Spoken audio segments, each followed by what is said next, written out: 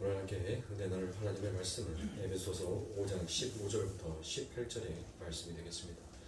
에베소서 5장 15절부터 18절의 말씀 다 찾으신 줄 알고 한 목소리를 함께 봉독하여 올리도록 하겠습니다. 그런즉 너희가 어떻게 행할지를 자세히 주의하여 지혜 없는 자같이 하지 말고 오직 지혜 있는 자같이 하여 세월을 아끼라. 때가 악하니라. 그러므로 어리석은 자가 되지 말고 오직 주의 뜻이 무엇인가 이해하라. 술 취하지 말라. 이는 방탕한 것이니 오직 성령으로 충만함을 받으라. 아멘. 세월을 아껴 해야 하는 일이라는 말씀의 제목을 가지고 우리가 벌써 네 번째 시간을 함께 은혜를 나누고 있습니다. 그래서 세월을 아껴서 우리가 해야 될 일들이 과연 무엇인지에 대해서 아마 3월달 한 달 정도는 계속 이 말씀을 가지고 함께 은혜를 나누도록 할 것입니다. 자, 우리가 지난 시간에 여러분들과 함께 나누었던 말씀들을 다시 한번 되새김질하고 오늘 본문에서 나와 있는 이 말씀 속에서 진짜 우리가 해야 될 것이 무엇인지에 대해서 함께 은혜를 나누도록 하겠습니다. 그래서 우리가 지난 시간에 가짜 구원의 확신에 관해서 우리가 함께 공부를 했고, 그와 같은 가짜 구원의 확신을 가지고 있는 사람들의 특징이 있다라고 제가 말씀을 드렸습니다. 그래서 그 첫 번째 특징은 그들은 아버지 하나님의 말씀에 경고의 말씀으로 듣지 아니하고 오히려 그들은 화를 내더라라는 것이었습니다. 그리고 두 번째로 그들은 지나칠 정도로 율법주의자가 되었다라는 것입니다. 그리고 자기들이 불순종을 하면서도 불구하고 전혀 그 불순종에 대해서 자기들은 간과하면서, 그러니까 그것에 대해서 생각지 아니하면서 오직 교회에 출석하는 것만으로도 내가 하나님의 백성이다, 나는 이미 구원의 확신을 가지고 있다라고 하는 자들이 많이 있다는 것입니다. 그리고 네 번째, 성경에 대해 전혀 관심이 없거나 혹은 매우 잘 안다라고 하면서 양극으로 갈라진다는 것을 우리가 함께 은혜를 나누었습니다. 그래서 그와 같은 말씀들을 함께 나누었고, 그 말씀들 속에서 잘못된 성경의 지식을 가지고 그게 마치 옳은 진리인 것처럼 그 길을 따라가는 자들이 있다라고 말씀을 드렸습니다. 그리고 다섯 번째로 그들이 진리에 지속적으로 저항한다라는 것입니다. 이 진리에 저항한다는 말은 그들이 나는 그리스도입니다라고 말하면서도 진리인 성경을 전혀 읽지 아니하고 성경 말씀에 대한 가르침이나 설교를 듣는 것을 오히려 지겨워하더라라는 것입니다. 그래서 제가 그와 같은 말씀을 가지고 지난 시간에 철로 역정에 대해서 그 말씀들을 제가 설명을 해드림으로 인해서 그들이 왜 가짜의 구원을 가지고 있었는지에 대해 우리가 함께 은혜를 나누었습니다. 이제 그와 반대로 왜 우리가 구원의 확신을 가지고 있어야 되며 그 구원의 확신이 왜 우리는 흔들리지 아니할 수가 있는지에 대해서 우리가 함께 오늘은 그와 같은 말씀들을 은혜를 나누도록 하겠습니다. 그래서 베드로후서 1장 10절에 보면 그러므로 형제들아 더욱 힘써 너희 부르심과 택하심을 굳게 하라. 너희가 이것을 행한즉 언제든지 실족지 아니하리라 라고 말씀합니다. 그러니까 베드로는 부르심과 택하심 즉 구원을 더욱 크게 확신하도록 노력하라 라고 얘기를 하죠. 그러니까 우리의 구원은 하나님의 성품에 대한 바른 인식과 하나님의 하시는 일에 대한 올바른 통찰과 하나님의 약속을 진리라는 것을 깨달을 때 그때 바로 구원의 확신을 가질 수 있게 된다라는 말씀입니다. 그래서 디모데후서 1장 12절에 보면 이를 인하여 내가 또 이 고난을 받되 부끄러워하지 아니하면 나의 의뢰하는 자를 내가 알고 또한 나의 의탁한 것을 그날까지 저가 능히 지키실 줄을 확신함이라라고 말합니다. 이 말씀을 표준 새 번역의 말씀으로 읽어드리며 그러므로 나는 이런 고난을 당하면서도 부끄러워하지 않습니다. 나는 내가 믿는 분을 잘 알고 있고 또 내가 맡은 것을 그분이 그날까지 지켜주실 수 있음을 확신합니다라고 되어 있습니다. 자, 여러분들 이 디모데후서 1장 12절에 나와 있는 이 말씀은 사도 바울의 확신의 근거입니다. 자기가 지금 확신을 가지고 있다는 그 근거를 지금 사도 바울이 디모데후서 1장 12절에 이와 같이 기록을 하고 있습니다. 그렇다면 여러분들 사도 바울이 가지고 있는 이 하나님에 대한 근거가 무엇이었어요? 어떤 근거로 어떤 확신을 가졌기에 그가 이렇게 확신한다는 말을 기록을 하게 되었습니까? 그러니까 그가 하나님을 알고 있는데 나의 하나님은 뭐 하시는 분이라는 거예요. 선하신 분이라는 것을 그는 잘 알고 있었습니다. 그리고 그분은 자신이 한 약속에 대해서는 끝까지 지키시는 분이시다라는 것을 그는 믿었던 것이었습니다. 그래서 그 하나님의 말씀을 나는 신뢰한다. 하나님께서 나를 통하여서 하나님의 영광을 받고자 싶어 있어서 나를 다메섹 도상에서 나를 들었었던 것처럼 하나님께서 반드시 당신의 영광, 내가 더럽혔던 그 이름을 다시 영화롭게 하시기 위해서 끝날까지, 내 목숨이 다 하는 날까지 하나님께서는 반드시 그 이름을 회복시키실 것이다. 그런데 그 회복시키는 것이 뭐다는 거예요? 그게 구원의 확신이라는 것이에요. 왜? 그분은 선하신 분이고 그분은 전지전능하신 하나님이시기에, 그래서 나는 확신을 한다는 것입니다. 그래서 우리는 성경을 통해서 하나님이 얼마나 긍휼이 많으신 분이시며 그분이 얼마나 사랑이 많으신 분이시며 얼마나 용서가 풍부한 분이신지를 우리는 알 수 있습니다. 요한복음 17장 3절에 보면 영생은 곧 유일하신 하나님과 그의 보내신 자 예수 그리스도를 아는 것이니이다 라고 기록이 되어 있습니다. 자, 두 번째로 그러한 성품을 지니고 계신 하나님께서 우리에게 행하신 역사적인 사건에 우리 구원의 확신의 기초를 우리는 두어야 합니다. 하나님께서 우리에게 구원을 위해서 어떤 일을 하셨습니까? 바로 디모데전서 1장 15절에 보면 미쁘다 모든 사람이 받을 만한 이 말이요 그리스도 예수께서 죄인을 구하시려고 세상에 임하셨다라고 되어 있습니다. 자, 그분이 뭐 하셨다고요? 누구를 구하기 위해서? 우리를 구하기 위해서 이 땅에 임하셨다라는 것입니다. 그리고 그분은 구약의 예언대로 실제로 유대 땅 베들레헴에서 나셨습니다. 마태복음 2장 1절에 보면 헤롯 왕 때 예수께서 유대 베들레헴에서 나시며 동방으로부터 박사들이 예루살렘에 이르러라고 기록이 되어 있습니다. 그리고 나사렛에서 자라셨고 우리의 죄를 짊어지시고 골고다 십자가에서 죽으셨습니다.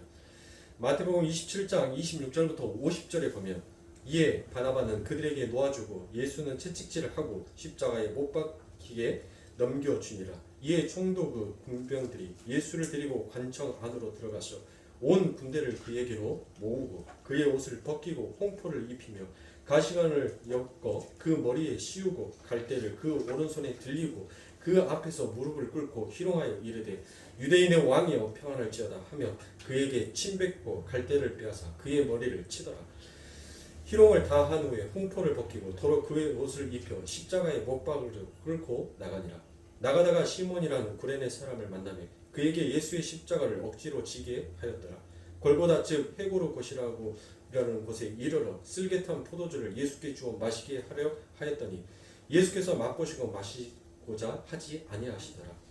그들이 예수를 십자가에 못 박은 후에 그 옷을 제비 뽑아 나누고 거기에 앉아 지키더라. 그 머리 위에 이는 유대인의 왕이라 쓴 죄패를 붙였더라. 이때 예수와 함께 강도 둘이 십자가에 못 박히니 하나는 우편에 하나는 좌편에 있더라. 지나가는 자들은 자기 머리를 흔들며 예수를 모욕하여 이르되 성전을 헐고 사흘에 짓는 자여 내가 만일 하나님의 아들이거든 자기를 구원하고 십자가에서 내려오라 하며 그와 같이 대제사장들과 서기관들과 장로들과 함께 희롱하여 이르되 그가 남은 구원하였을 때 자기는 구원할 수 없도다. 그가 이스라엘의 왕이로다. 지금 십자가에서 내려올지어다. 그리하면 우리가 믿겠노라. 그가 하나님을 신뢰하니 하나님이 원하시면 이제 그를 구원하실지라. 그의 말이 나는 하나님의 아들이라 하였도다 하며 함께 십자가에 못 박힌 강도들도 이와 같이 욕하더라. 제6시로부터 온 땅이 어둠에 임하고 제9시까지 계속되더니 제9시쯤에 예수께서 크게 소리질러 이르시되 엘리 엘리 라마 사막다니 하시니 이는 곧 나의 하나님 나의 하나님 어찌하여 나를 버리셨나이까 하는 뜻이라. 거기 섰던 자 중 어떤 이들이 듣고 이르되 이 사람이 엘리야를 부른다 하고 그 중 한 사람이 곧 달려가서 해면을 가져다가 신 포도주에 적시어 갈대에 깨어 마시게 하거늘 그 남은 사람들이 이르되 가만두라 엘리야가 와서 그를 구원하나 보자 하더라. 예수께서 다시 크게 소리 지르시고 영원히 떠나시니라. 자, 이처럼 예수님께서는 십자가를 짊어지시고 돌아가셨습니다. 그리고 그분의 말씀처럼 그는 그 말씀을 이루셨습니다. 그리고 사흘 만에 부활하셨고 그 모든 것을 다 이루시고 제자들이 보는 앞에서 하늘로 올라가셨습니다. 마태복음 28장 1절부터 6절을 보면 안식일에 다 지나고 안식 후 첫날이 되려는 새벽에 막달라 마리아와 다른 마리아가 무덤을 보러 갔더니 큰 지진이 나며 주의 천사가 하늘로부터 내려와 돌을 굴러내고 그 위에 앉았는데 그 형상이 번개 같고 그 옷은 눈같이 희건을 지키던 자들이 그를 무서워하여 떨며 죽은 사람과 같이 되었더라. 천사가 여자들에게 말하여 이르되 너희는 무서워하지 말라. 십자가에 못 박히신 예수를 너희가 찾는 줄을 내가 아노라. 그가 여기 계시지 않고 그가 말씀하시던 대로 살아나셨느니라. 와서 그가 누우셨던 곳을 보라라고 되어 있습니다. 사도행전 1장 6절부터 11절에 보면 저희가 모였을 때 예수께 묻자와 가로되 주께서 이스라엘 나라를 회복하심이 이때니까 하니 가라사대 때와 기한은 아버지께서 자기의 고난에 두셨으니 너희가 알 바가 아니요 오직 성령이 너희에게 임하시며 너희가 본능을 받고 예루살렘과 온 유대와 사마리아 땅끝까지 이르러 내 증인이 되리라 하시니라. 이 말씀을 마치시고 저희 보는 데서 올라가시니 구름이 저를 가리워 보지 않게 하더라. 올라가실 때 제자들이 자세히 하늘을 쳐다보고 있는데 흰옷 입은 두 사람이 저희 곁에 서서 가로되 갈릴리 사람들아 어찌하여 서서 하늘을 쳐다보느냐. 너희 가운데서 하늘로 올리우신 이 예수는 하늘로 가심을 본 그대로 오시리라 하였느니라. 자, 여러분들 보십시오. 여러분들이 다 알고 있는 내용이죠. 그렇죠? 성경을 읽으셨으면 여러분들은 전부 다 이 긴 내용을 제가 굳이 읽어드리지 아니하여도 여러분들 전부 다 믿고 알고 있는 내용입니다. 그래서 여러분들의 마음속에서는 이 모든 일들이 설화나 가설이 아닌 역사적 사실이기에 여러분들은 그것을 믿고 있는 거예요. 여러분들이 이 성경에 기록되어 있는 이 기술되어 있는 모든 내용들을 여러분들이 믿고 계신다면 여러분들은 뭐 한다는 거예요? 구원의 확신이 흔들릴 수가 없다는 거예요. 왜? 이 내용이 설화가 아니라는 거예요. 이 내용이 인간이 만들어놓은 이야기가 아니라는 거예요. 인간이 꾸며놓은 어떤 가설이라는 것이 아니라는 거예요. 이미 2000년 전에 그 골고다 언덕에 아버지 하나님의 예수 그리스도의 십자가는 세워졌어요. 여러분들 그 십자가를 뽑아버린다고 그게 있었던 일이 없었던 일로 됩니까? 아니죠. 이미 역사 속에서 불변의 진리처럼 그 예수의 십자가는 그 골고다 언덕에 세워져 있었습니다. 그리고 그 골고다 언덕에 꽂혀 있었어요. 여러분들 이와 같은 역사적인 사실이 근거에 대해서 기록이 되어 있던 이 말씀을 여러분들이 믿기에 아버지 하나님을 우리가 주여 이 죄인을 용서하시옵소서라는 그와 같은 나는 하나님 앞에서 죄인이다라는 그 고백을 서스럼 없이 하시잖아요. 그럼 여러분들 안에는 뭐가 있는 거예요? 구원의 확신이 확실하게 있는 것입니다.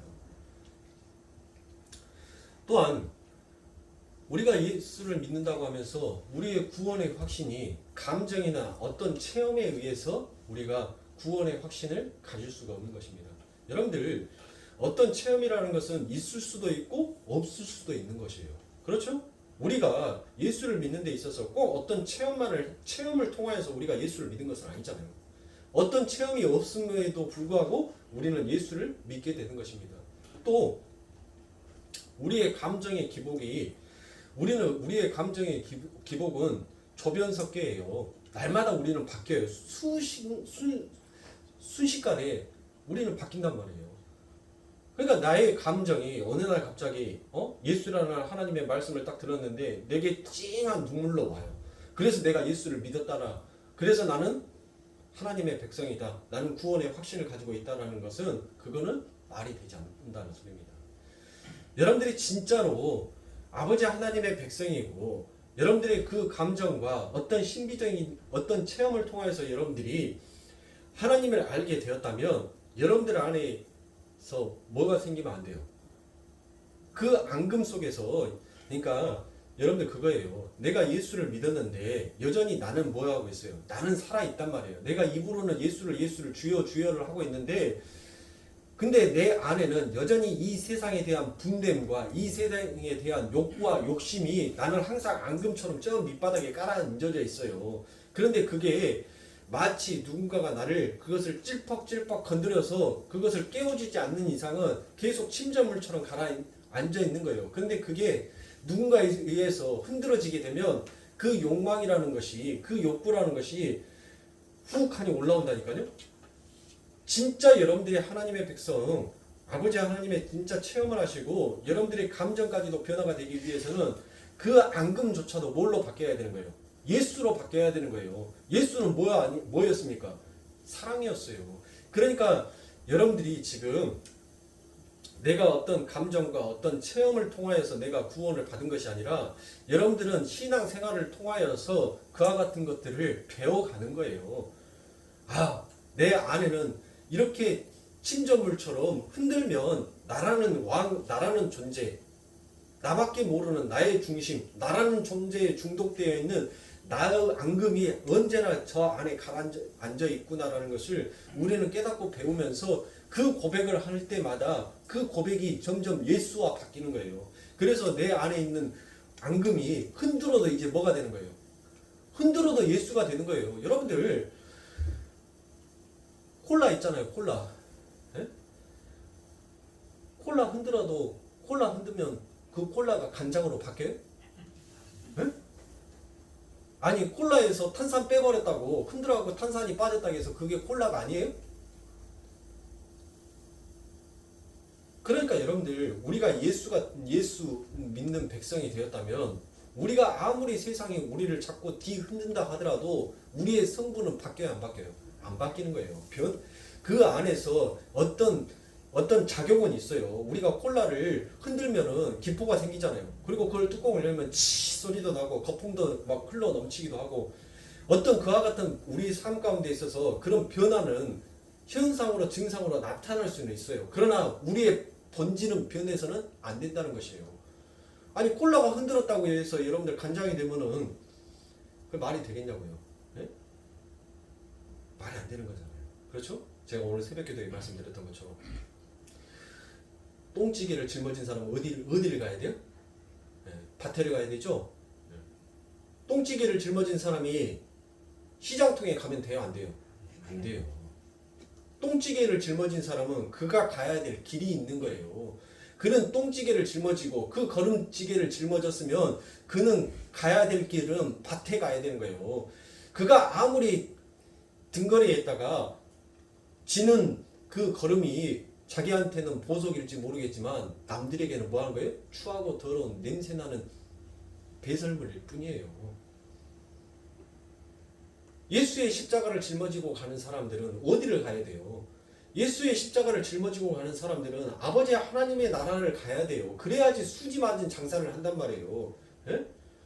걸음을 쥐고 가는 그 똥장수가 밭에 가서 그 똥을 파야지만이 부숴야지만이 그 작물들이 그 걸음을 통하여서 더욱더 무럭무럭 자랄 거 아닙니까? 그 작물이 무럭무럭 자라야지만이 자기가 이 세상 가운데에서 그것을 통하여서 이윤을 남길 거 아니에요. 그렇죠? 응? 예수의 십자가를 짊어진 사람은 하나님 나라에 그 예수의 십자가를 짊어지고 가서 그 예수를 하나님 나라에서 팔아야 돼요. 그래야지 그 가치성을 아는 거예요. 그러니까 그것을 모르니까 예수님께서 뭔 얘기를 해요?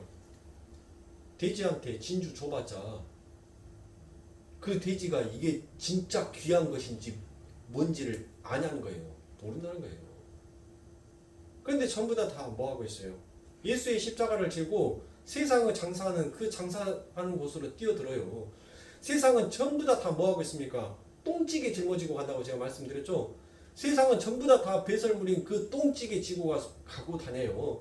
그래서 내가 짊어지고 가는 똥찌개가 얼마나 크냐, 얼마나 똥을 더 많이 담을 수 있느냐, 그거를 가지고 서로 경쟁하고 있는 곳에 어느 날 갑자기 어떤 사람이 뚝하니 나타나서 예수의 십자가를 짊어지고 나타났어요.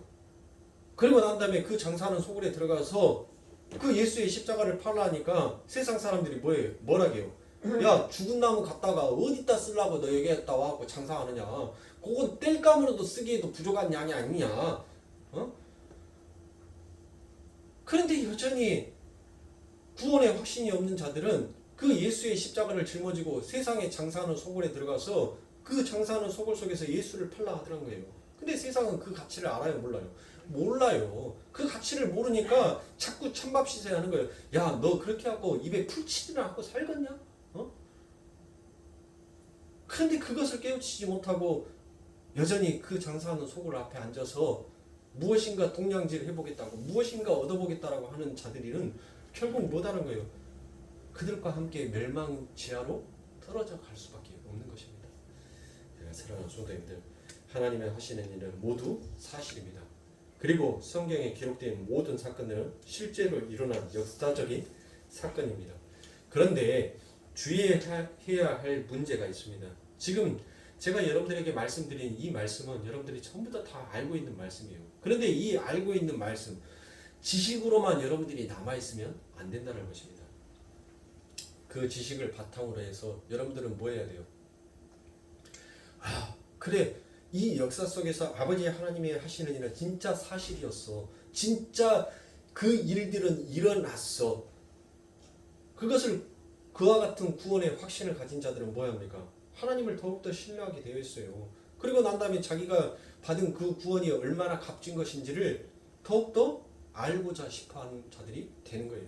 그래서 누가복음 4장 41절에 보면 여러 사람들에게서 귀신을 나가며 소리질러 가로되 당신은 하나님의 아들이니이다. 예수께서 꾸짖으시사 저희가 말함을 허락지 아니하시니 이는 자기를 그리스도인 줄 암이러나. 야고보서 2장 19절에 보면 내가 하나님은 한 분이신 줄을 믿느냐 잘하는도다. 귀신들도 믿고 떠느니라 라고 되어 있습니다. 요한복음 2장 23절부터 24절에 보면 유월절에 예수께서 예루살렘에 계시니 많은 사람이 그 행하시는 표적을 보고 그 이름을 믿었으나 예수는 그 몸을 저희에게 의탁치 아니하셨으니 이는 친히 모든 사람을 아심이요라고 말씀합니다. 자, 우리가 어떤 역사적 사실을 인지했다고 해서 그것이 곧 구원으로 연결되지는 않습니다. 우리가 하나님께서 이 역사 속에서 행하시는 역사적 사실들을 알고 그 사실에 나를 의탁하고 있다면 우리는 바로 확신을 가질 수 있게 된다는 것입니다. 자, 세 번째로 우리는 성경에 기록되어 있는 하나님의 약속들을 우리 구원의 확신의 근거로 삼아야 하는 것입니다. 성경을 통해서 아주 많은 약속들을 하나님께서는 우리들에게 해 주셨습니다. 요한복음 3장 16절부터 17절에 보면 하나님이 세상을 이처럼 사랑하사 독생자를 주셨으니 이는 저를 믿는 자마다 멸망치 않고 영생을 얻게 하려 하심이라.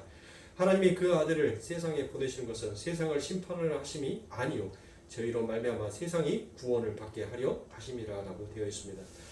요한복음 5장 24절을 보면 내가 진실로 진실로 너희에게 이르노니 내 말을 듣고 또 나 보내신 이를 믿는 자는 영생을 얻었고 심판에 이르지 아니하나니 사망에서 생명으로 옮겼느니라라고 되어 있습니다.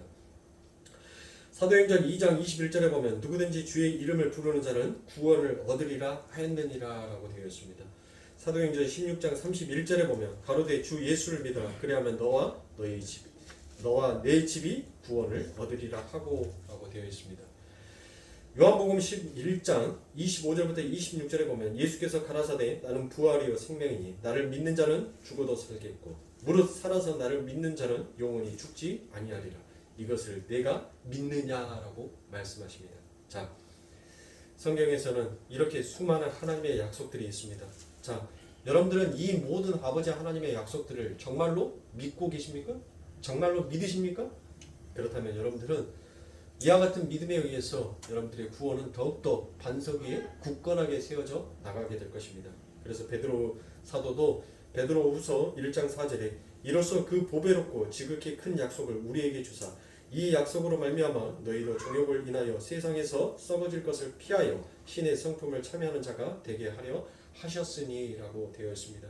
그리고 사무엘하 7장 28절부터 29절에 보면 주 여호와여 오직 주는 하나님이시며 말씀이 참되시니이다. 주께서 이 좋은 것으로 종에게 허락하셨사오니 이제 청컨대 종의 집에 복을 주사 주 앞에서 영원히 있게 하옵소서. 주 하나님께서 말씀하셨사오니 주의 은혜로 종의 집이 영원히 복을 받게 하옵소서 하니라 라고 되어 있습니다. 자, 보십시오. 하나님께서는 이 모든 성경에 기록되어 있는 아버지 하나님의 약속을 철저하게 전부 다 지키셨습니다. 누구를 통하였어요? 예수를 통하여서 하나님께서 구약에 말씀하셨던 그 모든 언약의 약속들을 바로 누구를 통하여서 다 이루셨다고요? 예수를 통하여서 전부 다 이루어 주셨어요. 자꾸 인간의 세계에서 하나님을 믿지 못하고 보지 못하고 알지 못하니까 하나님께서 이제는 이 인간의 세상에 보여지는 그림으로 아버지 하나님의 말씀이 어떻게 이루어지고 어떻게 완성이 되었는지를 하나님께서는 그 예수라는 그 말씀을 통하여서 당신의 뜻을 전부 다 이루어 주셨습니다. 자, 그러니까 우리가 왜 예수를 믿어야 되는지, 하나님께서 보내시는 그의 아들 예수를 믿는 것이 왜 하나님의 일인지를 여러분들이 이제 아시겠죠? 왜 우리가 예수를 믿어야 되는지, 왜 성경에 그토록 예수만을 기록하여 놓고 있는지를 우리는 그것을 배워야 돼요. 그러니까 율법을 통하여서 여러분들 우리가 알고 배워야 될 것은 뭡니까? 율법을 통하여서 우리는 예수를 배워야 되는 거예요. 그 율법을 통하여서 내가 얼마나 죄인이었는지를 우리는 깨달아야 돼요.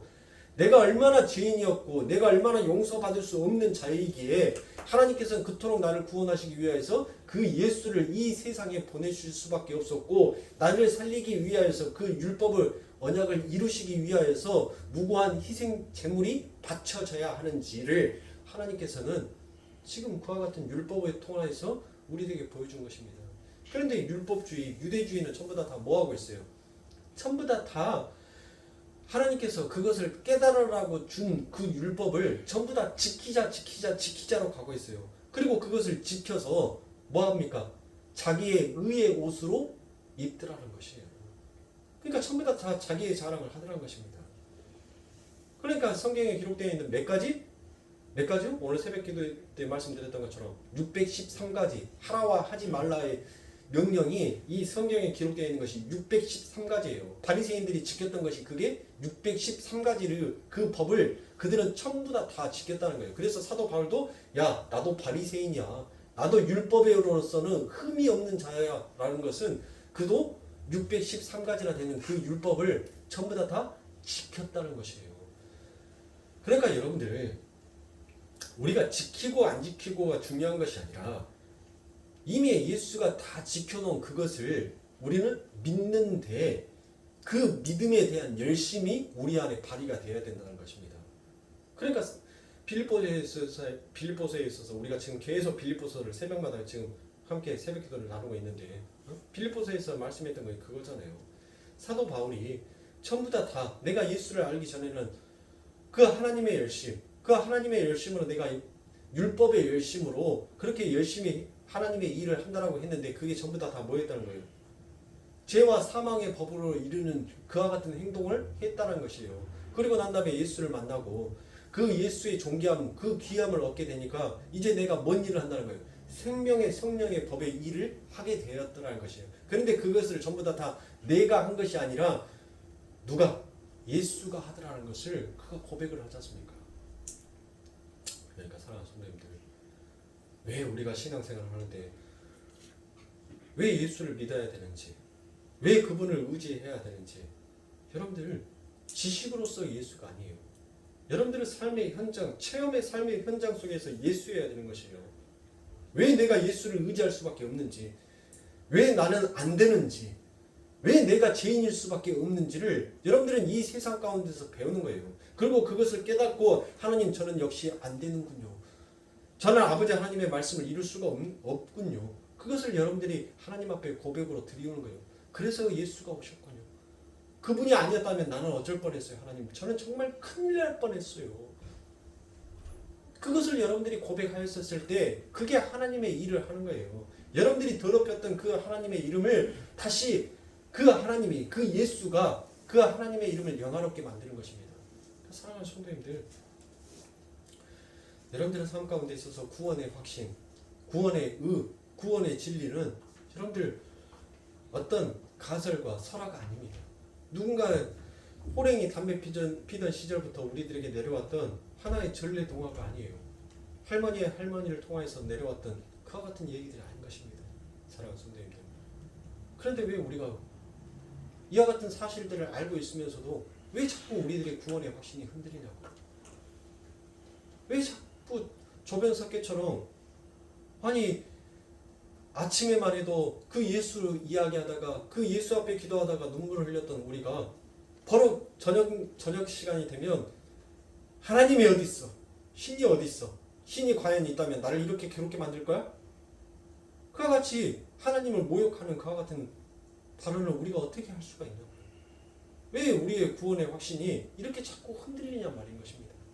그러니까 뭐 한 거예요? 아직 내가 예수를 온전하게 믿지 못하는 거예요. 그 구원에 대한 확신이 내 안에는 부족하다는 것입니다. 없다는 것이에요. 그러니까 누가 나를 붙잡아 줘야지만이, 성령이 나를 붙잡아 줘야지만이 그때 내가 예수에 대한 구원의 확신을 더욱더 짙어지게 가질 수 있는 것입니다. 그리고 구원은 내게서 출발하는 것이 아니에요. 구원은 하나님이 시작하셨고 그 하나님이 그 끝을 이루어 가실 것입니다. 그리고 그 속에 필요한 하나님께서는 믿음, 그 긍휼, 그 온유, 그 사랑을 함께 넣어서 우리들에게 주었어요. 그래서 우리들 삶 가운데 있어서 때로는 그 아버지 하나님의 성품이 우리들 바깥으로 격발되어서 나올 때, 아, 하나님 내게도 이러한 성품이, 이러한 모습이 나올 수가 있군요라는 것을 우리가 배워가는 거예요. 그게 하늘의 맛을 알아가는 거입니다. 자, 사랑하는 성도님들, 이처럼 우리는 어떻게 구원의 확신을 할 수 있는지 다시 한번 여러분들에게 정리하여서 말씀을 드리고 오늘 말씀을 마치도록 하겠습니다. 첫 번째, 하나님은 사랑과 온유와 긍휼과 오래 참음과 용서와 자비하심과 공의의 하나님이심을 우리가 알아야 합니다. 두 번째, 그러한 속성을 지니고 계신 하나님께서 우리 성도들을 구원을 위하여서 행하신 일이 무엇인지를 알아야 하고 그 일에 우리를 의탁하고 있는지를 확인해야 합니다. 세 번째, 하나님은 어떤 약속을 하셨으면 그 하나님은 반드시 그 약속을 지켜내시는 분이시다라는 것을 여러분들이 믿어 의심치 아니해야 됩니다. 그러니까 구원의 확신은 자신 있게 가지고 있는 사람은 뭐를 볼 수밖에 없어요. 뭐를 더욱더 의지할 수밖에 없어요. 성경을 더욱더 의지할 수밖에 없는 것입니다. 왜? 성경에 나에 대한 구원이 어떻게 완성이 되었으며 나에 대한 구원을 이루기 위하여서 하나님께서 어떠한 일을 행하셨는지가 바로 어디에 기록이 되어 있는 것이에요? 성경에 기록되어 있는 것이에요. 그래서 이처럼 구원의 확신을 가진 자는 더욱더 자신에 대한 구원이 궁금하기 때문에 뭐를 볼 수밖에 없는 겁니까? 성경을 볼 수밖에 없는 거예요. 성경을 찾을 수밖에 없는 거예요. 그렇게 성경을 찾아가면서 성경을 읽어가니까 제가 방금 위에서 말씀드렸던 첫 번째, 두 번째, 세 번째 그 모든 일들이 여기 안에 다 기록이 되더라는 것입니다. 그 기록된 것이 바로 누구를 위해서? 나를 위해서. 내 옆에 있는 사람을 위해서가 아니에요. 하나님께서는 지금 너와 나의 관계가 회복되기 위해서 나를 위하여서 이 모든 일들을 하고 계셨구나라는 이와 같은 감격이 여러분들에게 솟구치게 된다는 것입니다. 그래서 디모데후서 3장 15절부터 17절에 보면 또 내가 어려서부터 성경을 알았나니 성경은 능히 너로 하여금 그리스도 예수 안에 있는 믿음으로 말미암아 구원에 이르는 지혜가 있게 하느니라. 모든 성경은 하나님의 감동으로 된 것이고 교훈과 책망과 바르게 함과 의로 교육하기에 유익하니 이는 하나님의 사람으로 온전케 하며 모든 선한 일을 행하시기에 온전케 하려 함이로라라고 되어 있습니다. 자, 보십시오. 오직 성경만이 구원받은 성도들을 하나님의 사람으로 온전케 만들 수 있다라고 말합니다. 그리고 심지어 선한 일을 행할 수 있게 하는 힘도 그 성경 안에 들어있다라고 기록이 되어 있습니다. 신명기 30장 11절부터 14절에 보면 내가 오늘날 내게 명한 이 명령은 내게 어려운 것이 아니요 먼 것도 아니라 하늘에 있는 것이 아니니 내가 이르기를 누가 우리를 위하여 하늘에 올라가서 그 명령을 우리에게로 가지고 와서 우리에게 들려 행하게 할고 할 것이 아니요 이것이 바다 밖에 있는 것이 아니니 내가 이르기를 누가 우리를 위하여 바다를 건너가서 그 명령을 우리에게로 가지고 와서 우리에게 들려 행하게 할고 할 것도 아니라 오직 그 믿음이 내게 심히 가까워서 내 입에 있으며 내 마음에 있은즉 내가 이를 행할 수 있느니라라고 기록이 되어 있습니다. 자, 보십시오. 구원받은 하나님의 사람들은 이미 그 진리이신 하나님께서 그 사람 안에 들어와 계시기 때문에 자연스럽게 말씀을 사모하게 될 수밖에 없다라고 기록이 되어 있습니다. 그리고 말씀을 통해서 그 말씀만이 우리가 풀어야 할 문제들이 해결될 수 있는 것이라는 것을 아는 사람이다라고 기록이 되어 있습니다. 또 누가복음 1장 37절에 보면 대저 하나님의 모든 말씀은 능치 못하심이 없느니라라고 기록이 되어 있습니다. 데살로니가전서 2장 13절에 보면 그러므로 우리가 하나님께 쉬지 않고 감사함은 너희가 우리에게 들은 바 하나님의 말씀을 받을 때 사람의 말로 아니하고 하나님의 말씀으로 받음이니 진실로 그러하다 이 말씀이 또한 너희 믿는 자 속에서 역사하느니라 라고 되어 있죠. 자, 보십시오. 말씀 속에 뭐가 있다는 것입니까? 말씀 속에 능력이 있다라고 얘기를 합니다. 그 능력이 자신에 대한 구원에 더욱더 뭘 하게 해준 거예요? 더욱더 확고하게 해준다는 거예요. 그러니까 말씀 안에 능력이 있는데 여러분들 건물을 짓기 위해서는 뭔 공사를 제일 잘해야 됩니까? 기초 공사 잘해야지. 그렇죠. 이 다지기 공사를 잘해야 돼요. 예? 요즘 이제 기술 공법이 좋아져가지고 이제 철근을 여러분들 땅에다 얼마 몇 층짜리 건물을 짓으면 이 철근을 얼마만큼 땅에다가 묻고 거기 양 기퉁에다가 얼마만큼의 콘크리트를 부숴서 그거를 융화시켜야 되는지를 그거를 다 과학적으로 이제 계산을 해가지고 먼저 그 힘을 받기 전에 땅 공구리 치는 기초 공사를 합니다. 바닥 공사를 해요. 얼마나 쾅쾅쾅쾅 다지는지 몰라요.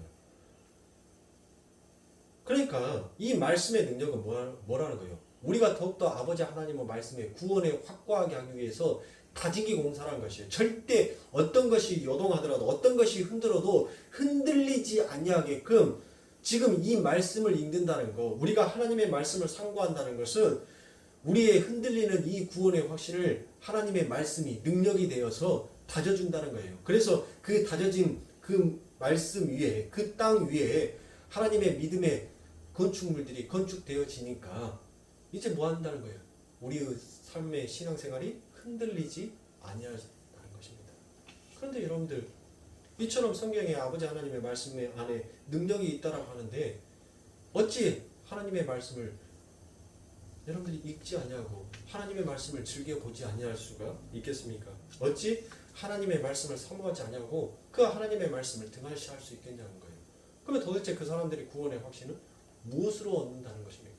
오직 하나님의 백성은 하나님께서 말씀하신 그 하나님의 말씀 안에서 우리는 일하시고 그 하나님의 말씀이 우리의 능력이 되어서 우리를 더욱더 하나님의 백성으로 확고한 자로 세워간다는 것을 우리는 믿어야 하는 것입니다. 그게 우리가 가져가야 될 구원의 확신이요 믿음인 것입니다. 다시 한번 여러분들에게 말씀드리지만 다른 체험이나 여러분들의 기분이나 감정, 종교 행위 이런 것으로 여러분들이 구원의 확신을 가지시면 안 됩니다.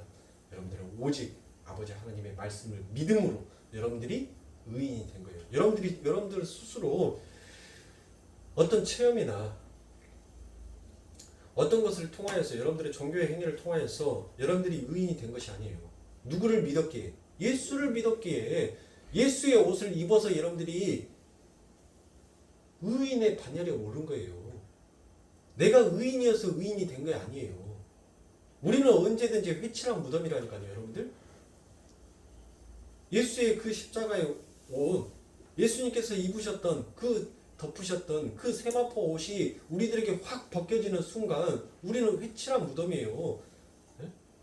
그 회칠한 무덤은 여러분들 제가 예전에 말씀드렸죠. 묘 2장 할 때 그 관뚜껑을 열었는데 구더기도 그런 큰 구더기는 없을 거예요. 시커매가지고 구더기가 엄청 커요. 손가락 한 마디만한 그런 구더기가 그 땅에 있는 데를 시커멓게 덮어져 있다니까요. 그런데 묘 2장 할 때는 여러분들 항상 해가 뜨기 전에 동트기 전에 항상 일을 합니다. 왜냐면 일할 게 많으니까. 그래서 여러분들 그 묘 2장 할 때 보면은 그 2장 하는 사람들이 그 구더기를 치우려고, 왜냐면 이제 어느 정도 시신이 완전히 다 썩어가지고 없으면 모르는데 시신이 좀 덜 썩어가지고 있으면 그 구더기들이 시커멓게 뻑뻑뻑뻑뻑 기어다녀요.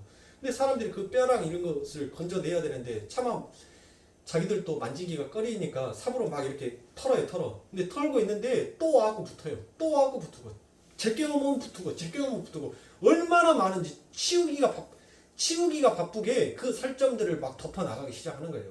그런데 여러분들 신기하게도 그 사람들이 하다가 에이 대하 죽겠네, 막걸리를 한 사발 먹고 난 다음에 좀 이따 하세요. 해 뜨면은 더 수월하게 좀 이따 이제 곧 있으면 해 뜰 건게 그때 하세요 하고 이제 막걸리 한 사발씩 이제 그 사람들이 묵고 있어요. 묵고 있으면 이제 해가 떠요. 해가 뜨는데 그 해가 그 관을 딱 비치자마자 여러분들 그 손가락만이 말한 그 구더기가 어디 간지 몰라요. 어디로 숨었는지 몰라요. 한 마리도 안 보여요. 한 마리도.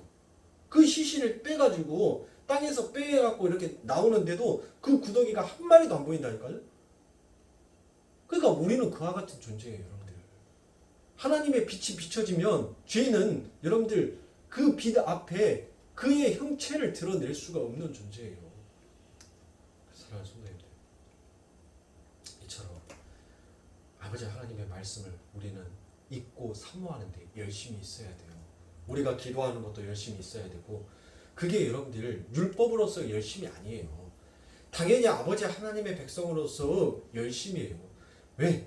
흔들리는 나의 구원을 더욱더 굳건한 믿음으로, 흔들리지 아니하고 요동치 아니하는 믿음으로 하기 위해서는 우리도 표대를 향하여서 가야 돼요. 근데 그 표대를 향하여서 가는 그 방법이 이 성경 안에 기록이 되어져 있는 것입니다. 여러분들, 세상의 사람들이 왜 예수를 그렇게 신뢰하지 못하고 자기의 구원에 대한 확신을 믿지 못하는지 아십니까? 헨리 아이언사이드 목사님이 시카고 무디 메모리얼 교회에서 심호하실 때 어떤 노인이 한 분이 그 목사님을 찾아왔습니다. 그리고 그 목사님께 찾아온 그 노인이 하나의 질문을 합니다. 나는 평생 구원의 확신을 갖기 위하여서 나는 굉장히 많은 노력을 했습니다 라고 얘기를 합니다. 그리고 내가 어떻게 해야지만이 이 구원의 확신을 얻을 수 있을까요? 라고 사이드 목사님이 그에게 질문합니다. 그 노인에게. 그 노인이 그 목사님에게 이제 답을 합니다. 내게 어떤 보여지는 것으로 좀 나타났으면 내가 정말 내가 받은 구원에 대한 확신을 가질 수 있을 것 같습니다 라고 얘기를 합니다. 그래서 목사님이 다시 그 노인에게 얘기를 합니다. 그러면 마치 천사가 여러분들에게 뿅 하고 나타나서 당신은 구원받은 자가 맞아, 하나님의 백성이 맞아 라고 말을 해준다면 정말 구원에 대한 확신을 얻을 수 있겠습니까? 라고 하니까 그 노인이 나는 그렇게 말을 해준다면 나는 정말 구원의 확신을 얻을 수 있을 것 같습니다 라고 얘기를 합니다. 그리고 난 다음에 그 목사님이 이제 그 노인에게 이야기를 계속 이어서 갑니다.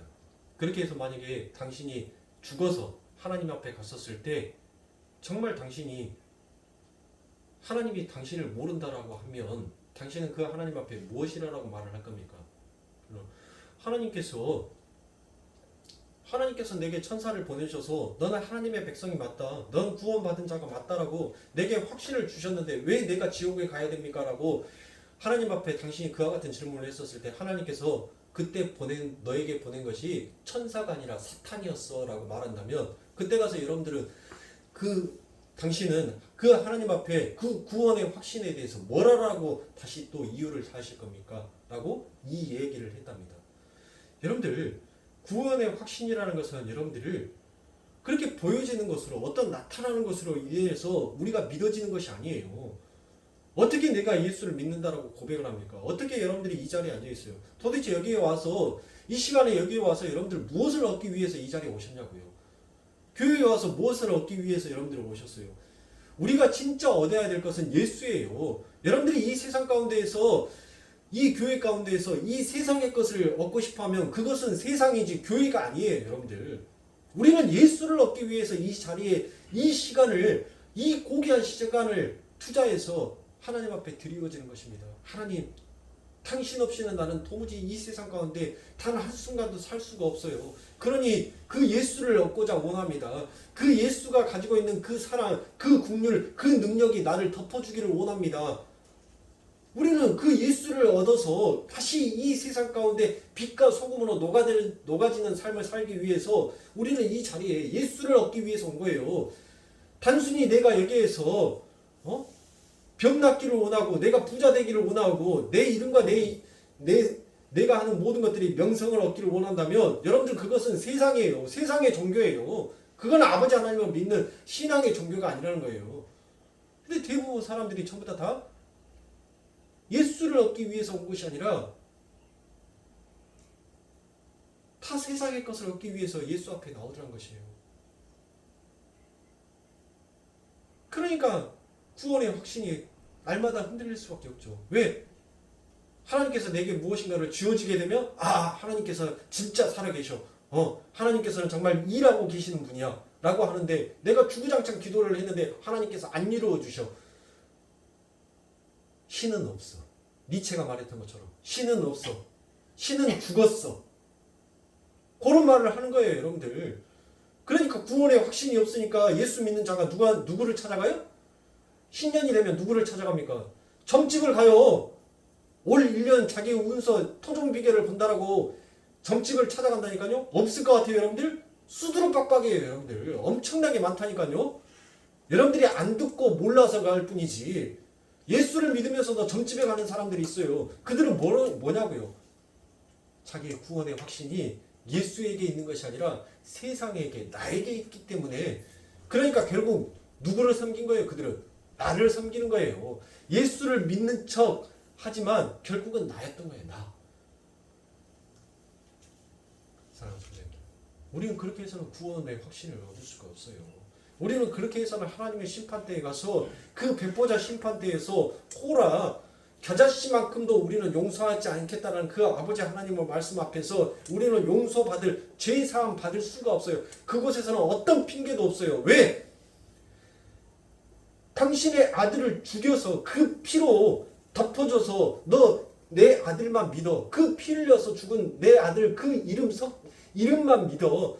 예수가 그리스도라는 그 이름만 믿어주면 내가 너 살려줄게라고 내가 너에게 그 엄청난 시간들을 줬는데 너 안 믿었잖아. 근데 뭔 핑계를 대? 야, 부모가 자식을 죽여서 너희들을 살리겠다는데 완전히 원수였는데, 너희들과 나는 원수였는데 내가 너희들을 살려보겠다고 내 자식을 내 손으로 죽여서 그 자식이 흘린 피를 봤었을 때 부모의 심정이 너 어떤 심정인지 너 알아? 그런데 네가 내게 와서 나를 불쌍히 여겨달라고? 천만의 말씀이야. 이제 너에게 주어진 시간은 다 끝났어. 지옥 가. 두렵고 떨림으로 알아야 돼, 여러분들. 우리가 살아있는 순간 하나님께서 내게 축복해 주셔서 내가 들숨과 날숨을 쉬고 있는 이 시간이 처음이요 끝이다라고 생각을 하시면서 여러분 정말 예수의 이름을 믿으셔야 돼요. 그리스도의 이름을 믿고 그 그리스도의 이름으로서 나는 저 천국 갈 수 있다라는 그 확고한 믿음을 가지셔야 돼요. 그거 아니면 여러분들 하나님 앞에서 가짜 되기 십상이에요.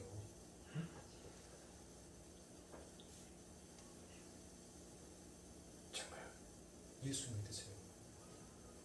제가 진짜 이런 말들을 하면 여러분들 나 예수 믿어 라고 얘기를 해요. 답답해요, 여러분들. 진짜 예수가 누군지를 안다면, 진짜 하나님이 어떤 분이신지를 안다면 여러분들 우리에게는 시간이 없어요. 날마다 그 예수를 날마다 그 예수를 먹어야 돼요. 날마다 우리들 삶 가운데 그 예수를 마셔야 돼요. 그래야지만이 내가 살 수 있다는 것을 여러분들 뼈저리게 느끼고 앉아만이 이 사도 바울처럼 여러분들 이와 같은 삶을 살 수가 있습니다. 사도는 두려웠어요. 왜? 뭐가 두려웠던 거예요? 자기에게 주어진 구원의 확신이 두려웠던 것이 아니었어요. 나는 분명 아버지 하나님의 백성으로, 저 천국 백성으로 나는 반드시 들어갈 것이라는 확신을 가졌어요. 그런데 내가 혹시라도 하나님께서 이끌어가는 그 삶에 내가 순종하지 못하고 따라가지 못하고 자꾸 내 것을 주장하게 되면 어쩌지, 나 그렇게 하면 구원에 탈락돼 버리면 어쩌지라는 그와 같은 두려움으로 사도는 하루하루를 살아왔어요. 그런데 어때요? 자꾸 자기의 의가 자꾸 살아나더라는 거예요. 왜 너 안 죽어? 야, 하나님께서 그렇게 엄청난 일들을 그렇게 했는데도 네 지식이 한 게 아니잖아. 그 하나님의 네 안에 계시는 그 성령이 엄청난 일들과 기적들을 펼쳐놓고 엄청난 하나님의 말씀들을 그렇게 너희들 앞에서 펼쳐놨는데 왜 너 안 죽어? 그러니까 사도가 얼마나 답답하면 제발 나를 이 사망의 몸에서 하나님 나 건져주세요. 뭐예요? 나의 생각, 나의 뜻을 차라리 내 육신을 죽여버리고 하나님 진짜 하나님의 영으로 저 살고 싶어요. 그 고백을 한 거예요. 얼마나 답답했으면 아무리 죽이려고 아무리 눌러버리려고 하나님의 말씀으로 하나님의 일로 자기 자신을 짜부시켜버리려고 그렇게 했는데도 안 죽더라는 거예요. 끄떡하면 하나님의 말씀 속에서 지 생각이 나오고 지 방법론이 나오고 얼마나 괴로웠으면 사도가 그와 같은 고백을 했겠냐고요. 그 고백이 우리의 신앙의 인생의 고백이 돼야 돼요. 여러분들. 그렇게 고백하는 자만이 하나님께서 잘했다, 충성된 내 종아, 고생했다, 수고했다, 그렇게 하나님께서 반겨 맞아줄 수가 있어요. 사랑하시네. 우리 그와 같은 마음으로 전부 다 같이 이제 조금 있으면 여러분들 천국에서 뵙게 될 것인데 그 천국에서 우리 다시 만나자고요. 그때 형제로 자매로 우리 한 가족으로 한 지체로 그때 천국 가서 다시 만나자고요. 네? 조금만 있으면 우리 이제 전부 다 가요. 네. 사랑하는 성도님들, 제발 한 사람도 나고자 되어서 그 천국에서 보고 싶은 그 얼굴 못 보고 그렇게 하지 말자고. 진짜 우리가 이 땅 딛고 있을 때 생명보다 더 귀한 것이 뭐가 있겠습니까? 네? 우리의 영원한 생명보다 더 존귀한 것이 무엇이 있겠어요? 그것을 깨닫고 여러분들 예수에 대한 내 인생의 최고의 목표점으로 세워놓으시고 그것을 향하여서 여러분들 향방 없이 달려가지 마시고 표대를 향하여서 여러분들 달려가십시오. 빌보에서의 말씀처럼 나는 표대를 향하여서 달름박질 한다라고 사도가 얘기를 하지 않습니까? 우리도 그 표대를 향하여서 그 예수라는 십자가를 향하여서 우리도 곤두박질 쳐야 돼요. 앞뒤 볼 시간 없습니다. 사랑하는 성도님들, 제 피니시 라인은 그 결승점은 이제 얼마 남지 않았어요. 태어나면 전부 다 그 결승점을 향하여서 다 달려갑니다. 그 결승전의 길고 짧음은 오직 하나님 손에 달려있는 거예요. 그 결승점을 향하여서 최선을 다해서 달려가십시오. 세상을 향하여서 달려가면 죄와 사망을 향하여서 달려가는 자요, 예수를 향하여서 달려가는 자는 생명의 성령으로 그 법 안에서 영생을 향하여서 달려가는 자다라는 것을 여러분들 마음속에서 잊지 마시고, 여러분들 마음속에 여러분들이 자꾸 우가 나오려고 할 때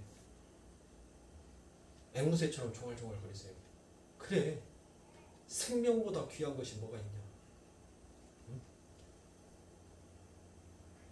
그거 생각하신다면 여러분들 욱 했다가도 그때는 욱 할 만정 돌아서서 여러분들 뭐 하게 돼요? 후회하게 되는 거예요. 그래, 그게 생명보다 지금 중요한 거였나? 그게 목숨보다 더 지금 더 중요한 거였나? 아니었구나. 하나님, 나 이런 존재예요 하면서 여러분들 고백하면서 하나님 품에 날마다 안기셔서 그 하나님의 사랑 듬뿍 받아 여러분들 이 세상 가운데 이겨나가시고 하나님 앞에 칭찬받으실 수 있는 우리 거룩교회 성도님들이 되시길 주님의 이름으로 축원합니다. 기도하겠습니다.